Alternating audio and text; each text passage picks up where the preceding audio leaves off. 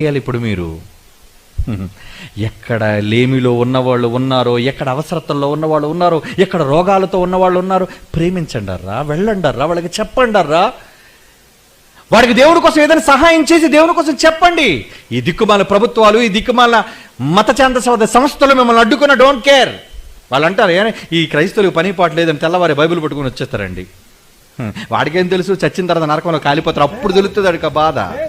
ఏమండి, ఇప్పుడు వాడికి మన సువార్త చెబుతుంటే బాధగానే ఉంటది. నువ్వు చెప్పడానికి వీల్లేదు అంటాడు, నీకు ఎవరు అధికారం ఇచ్చాడు అంటాడు, నీకు పర్మిషన్ ఎక్కడుంది అంటాడు. కానీ మనం చెబుతుంది వాడి మంచి కోసం. మనం చెప్పకపోతే వాడు చచ్చి పాతాళానికి పోతాడనే సంగతి వాడికి అర్థం కావటం లేదు కనుక వాడిని ప్రేమించి చెప్తుంటే మనం ఒరే అక్కడ కరెంటు తెగిపోయింది, అటుపక్క వెళ్ళకండి, మత ప్రచారం చేస్తున్నారు మీరు అన్నాడు అనుకోండి, పో పో దరిద్రుడా, ముట్టుకో. మరి అలాగే కదండి, మరి అక్కడ అడ్డుపడిపోయి అయ్యా ఆగిపోండి, అక్కడ పెద్ద కరెంటు తీగ, అక్కడ జంతువు వెళ్ళిపోయి పడిపోయి చచ్చిపోయింది, దయచేసి మీరు వెళ్ళకండి, ఈ దరిద్రుడు మత ప్రచారం చేస్తున్నాడు, దోసేయండి అంటే ఏం చెప్తాను చెప్పండి వాడికి? మూర్ఖుడు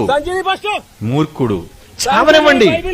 ఎవడైనా నువ్వు తెలియని వాడైతే వాడిని తెలియని వానిగానే ఉండనిమ్మని బైబిల్ అందుకే చెప్పింది. చెప్పండి ముందు మీరు వినడా? ఏటా ఓరా, చెప్పడం మీ కర్తవ్యం, చెప్పడం మీ ధర్మం. ఆ చెప్పడంలోనే, ఆ పనులు చేయటంలోనే పరలోకానికి అర్హత మీరు సంపాదించుకుంటారు, మర్చిపోకండి.